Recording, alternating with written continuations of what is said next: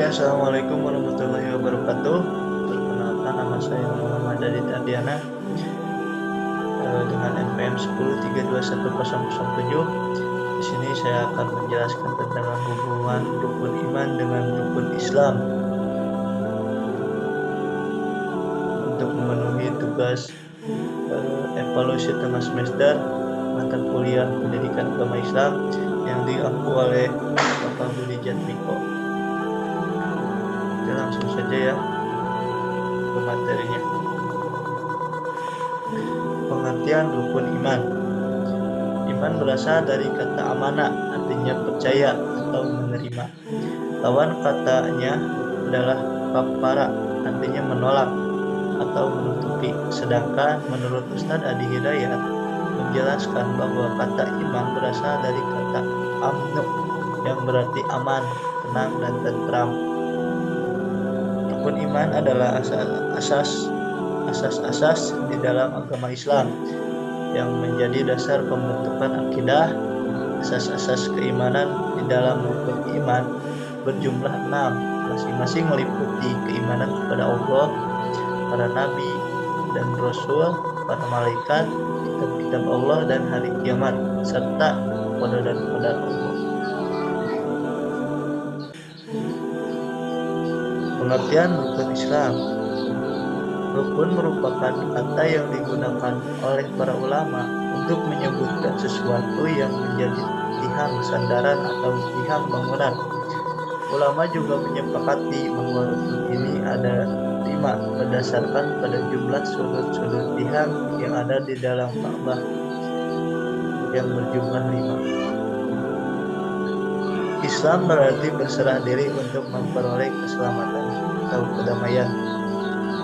Dari kedua makna tersebut, rukun Islam diartikan sebagai sesuatu yang berkaitan dengan kegiatan berserah diri untuk memperoleh keselamatan dan kedamaian yang sifatnya saling berhubungan satu sama lain.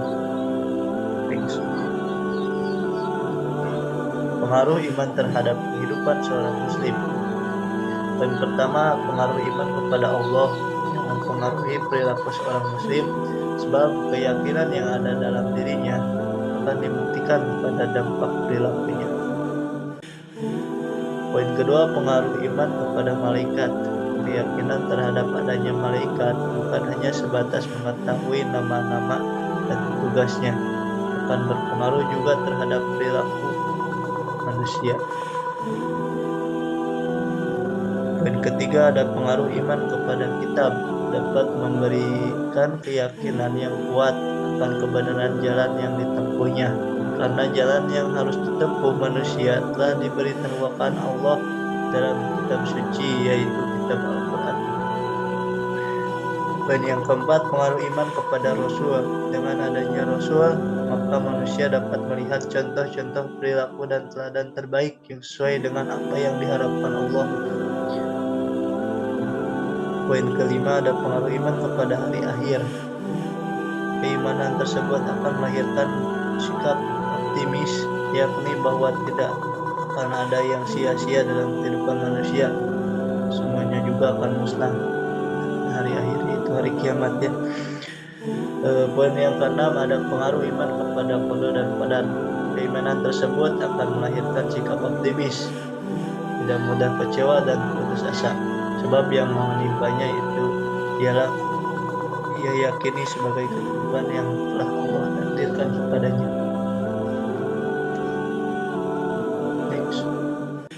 Sifat-sifat orang beriman.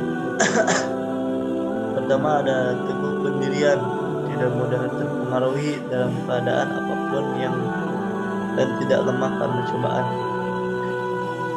Tegas dalam mengambil sikap dan mudah menerima nasihat. 3, senang mencari dan menambah ilmu. Dan keempat, sederhana dan selalu menjaga kebersihan. Tentunya orang-orang yang beriman itu tidak pernah sombong dan selalu rendah hati di dalam perilakunya. Hal-hal yang meningkatkan keimanan.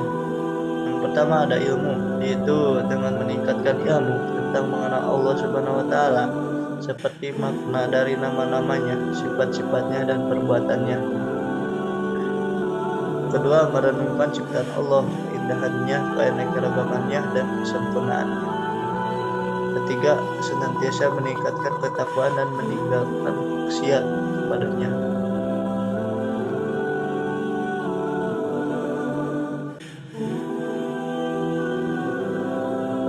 Selanjutnya ada orang yang mampu menjalankan rukun Islam, sama halnya dengan seseorang yang diwajibkan melaksanakan sholat.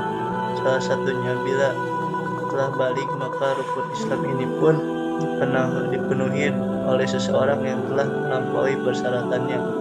Adapun syarat sahnya yang mewajibkan muslim melaksanakan rukun Islam, yakni pertama ada balik atau cukup umur, seperti yang telah dijelaskan sebelumnya, yakni seseorang yang telah mencapai dewasa, dalam artian wanita yang telah menstruasi dan laki-laki yang telah mimpi basah. Yang kedua ada mumayyiz, adalah dapat membedakan benar atau salahnya, dalam artian dia telah mengetahui mana yang baik dan mana yang tidak baik. Tiga ada berakal yang dimaksud adalah ia yang tidak gila dan secara sadar mengetahui dan memahami bagaimana Islam itu sendiri.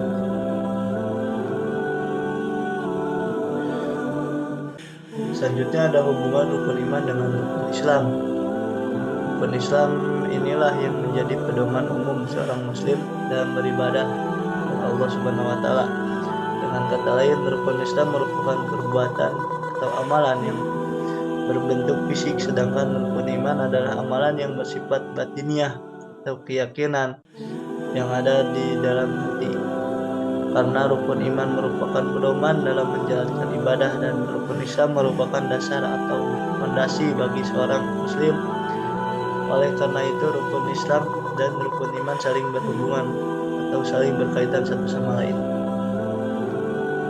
Untuk kesimpulannya, rukun iman dapat diartikan sebagai pilar keyakinan yang dimana dalam pilar keyakinan ini terdapat 6 pilar keimanan, yaitu iman kepada Allah, para malaikat, kitab-kitab, rasul-rasul, dan kebangkitan mati, pada takdir yang baik maupun yang buruk. Sedangkan rukun Islam dapat diartikan sebagai fondasi ibadah yang dimana terdapat 5 fondasi dalam rukun Islam, dan fondasi-fondasi itulah yang merupakan wujudkan hamba Allah dalam mengimplementasikan hambaannya kepada Allah.